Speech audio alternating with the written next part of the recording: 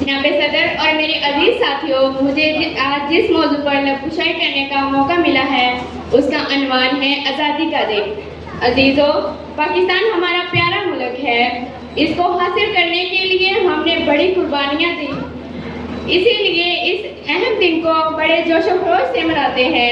ان دنوں یوم آزادی اہم ترین دن ہے۔ پاکستان بننے سے پہلے پورے برصغیر پر قریباً 100 سال تک انگریزوں کا قبضہ رہا۔ انگریزوں کے قبضے سے پہلے برصغیر پر مسلمانوں کی حکومت تھی۔ انگریزوں سے آزادی حاصل کرنے کے لیے لوگ مسلسل کوشش کرتے رہے۔ خدا محنت کا پھل ضرور دیتا ہے۔ یہی وجہ ہے کہ بہت سی قربانیاں دینے کے بعد آخرکار 14 اگست 1947 کو پاکستان بن گیا۔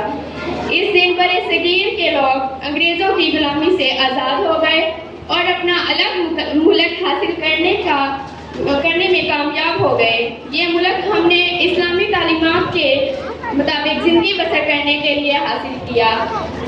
جناب صدر، اس کامیابی کی خوشی میں ہم ہر سال 14 اگست کو تمام دن خاص تقریبات منعقد کرتے ہیں۔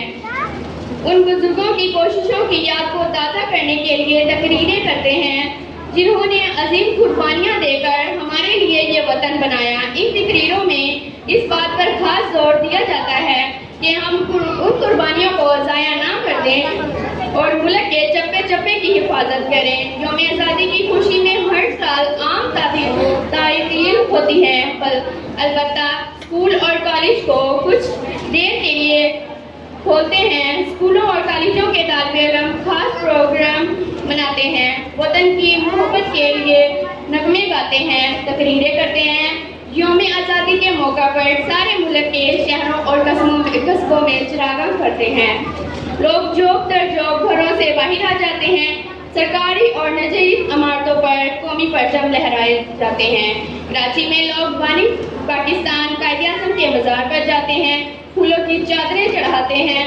مزار کی حفاظت کے لیے ایک فوجی دستہ ہمیشہ مزار پر موجود رہتا ہے۔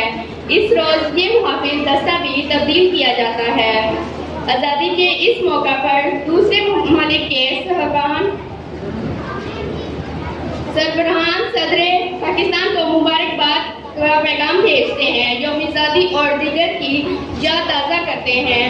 جناب صدر اور میرے عزیز ساتھیوں، ہم اس عہد کو دہراتے ہیں کہ وطن عزیز کی خاطر تن من دھن سب کچھ قربان کر دیں گے، اس کا نام روشن کریں گے اور اس کی ترقی کے لیے ہمیشہ سچے دل سے کوشش کریں گے۔ میں اپنی تقریر کا اختتام ایک شعر سے کروں گی۔ خدا کرے کہ میری عرض پاک پہ اترے، خدا کرے کہ میری عرض پاک پہ اترے، وہ ازل گل جسے اندیشہ زوال نہ ہو، وہ ازل گل جسے اندیشہ زوال نہ ہو۔ اسی میں آپ سب کو تازہ ترین اپلوڈز کی نوٹیفیکیشن حاصل کرنے کے لیے ہمارے چینل کو سبسکرائب کریں اور ساتھ میں دیے گئے گھنٹی کے نشان کو دبانا نہ بھولیں۔